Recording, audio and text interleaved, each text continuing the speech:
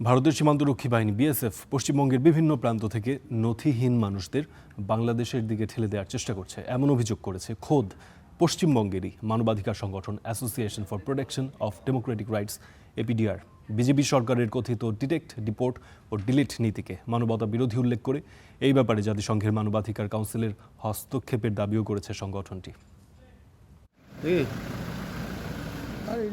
পশ্চিমবঙ্গের ক্ষমতায় এসেই বিজেপি দেশটিতে থাকা নথিহীন নাগরিকদের ডিটেক্ট, ডিপোর্ট ও ডিলিট নীতি বাস্তবায়ন করতে শুরু করেছে।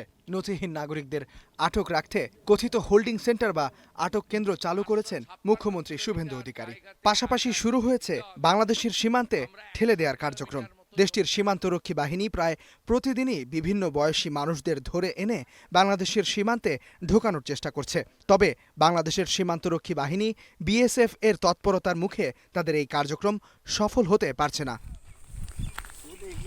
পশ্চিমবঙ্গের মানবাধিকার সংগঠন association for protection of Democratic rights APDR বলছে, বিএসএফ রাজ্যের বিভিন্ন প্রান্তে বহু মানুষকে, বিশেষত নারী ও শিশুদের বিভিন্ন জেলার সীমান্তে নিয়ে বন্দুকের ভয় দেখিয়ে বাংলাদেশে ঢুকিয়ে দিচ্ছে। সংগঠনটি বলছে, সীমান্তে নো ম্যানস ল্যান্ডে দিনের পর দিন এই মানুষেরা পড়ে থাকতে বাধ্য হচ্ছে। এদের মধ্যে গর্ভধারিণী নারী ও শিশুরা আছে। রোদ, বৃষ্টি ও ঝড়ে তারা মানবেতর অবস্থায় দিন কাটাচ্ছে। বিজেপির এই বিতর্কিত কর্মকাণ্ড এক অমানবিক পরিস্থিতির সৃষ্টি করেছে। ভারত বাংলাদেশ সীমান্তের বেশ কটি জায়গায় বিএসএফ এই পরিস্থিতি তৈরি করেছে বলে জানিয়েছে এপিডিআর। সংগঠনটি বলেছে, বিজেপির কথিত ডিটেক্ট, ডিলিট ও ডিপোর্ট বা 3D নীতি অসাংবিধানিক ও বেআইনি। এটি ভারতের সংবিধানের 21 ও 14 নম্বর ধারার লঙ্ঘন।